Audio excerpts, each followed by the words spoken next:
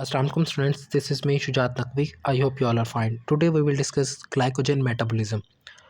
Basically, glycogen is the stored form of glucose. Whenever in our body glucose concentration rises or increased, then our blood glucose changes into the glycogen form to store. During fasting or starvation, glycogen is then converted into glucose. So that is why glycogen is very important in our body for the source of energy.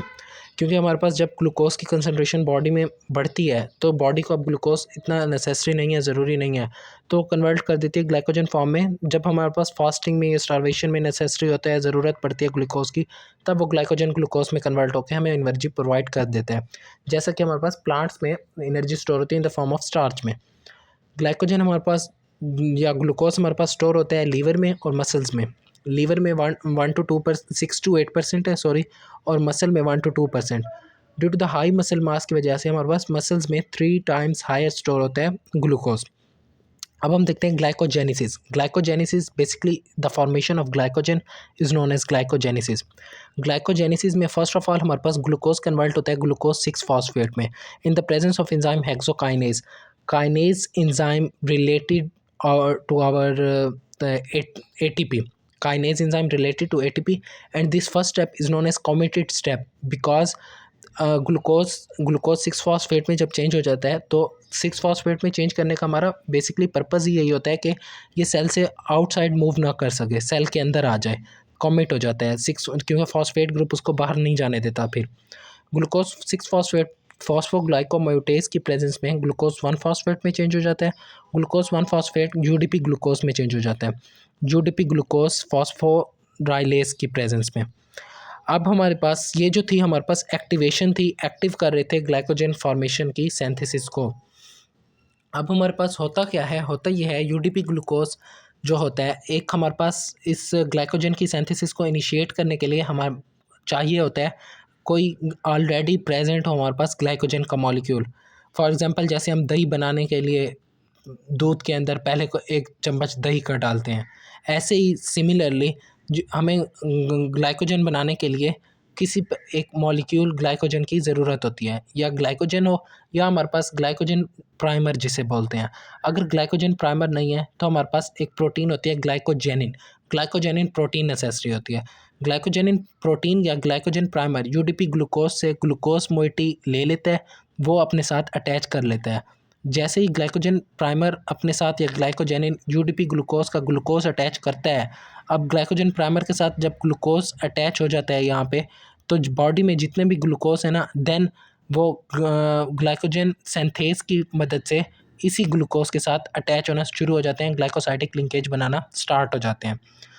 पहले हमें एक किसी काम को करने के लिए ना कोई किसी को हम ऑर्डर नहीं चला सकते, जैसे कि आप ये काम करो. जब तक हम खुद नहीं करते ना, दूसरा हमें बोल देता है भाई तू तो कर ही नहीं रहा, तुम तो कर ही नहीं रहे, खुद करोगे तो हम करेंगे. दूसरा फिर देख के वो काम करता है.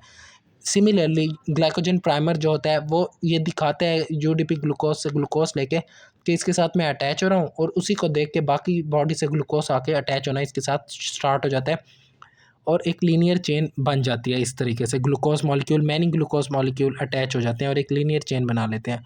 फिर ये लीनियर चेन जो होती है, ग्लूकोसाइल ट्रांसफरेज हमारे पास एंजाइम आता है, वो इस लीनियर चेन को ब्रांच्ड चेन में कन्वर्ट कर देता है.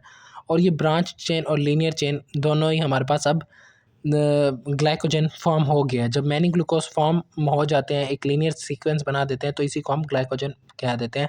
अब ये स्टोर्ड फॉर्म हो जाती है, फिर ये ब्रांच चेन और लीनियर चेन हमारे मसल्स और लीवर में जाके स्टोर हो जाती है. ग्लूकोसाइल ट्रांसफरेज एंजाइम की अगर डेफिशिएंसी हो तो हमारे पास एंडरसन डिजीज़ हो सकती है, जो हमारे मोस्ट टिश्यूज़ को इफ़ेक्ट करती है. बेसिकली हमारे पास लाइसोसोम में जाके ये ना स्टोर हो जाती है.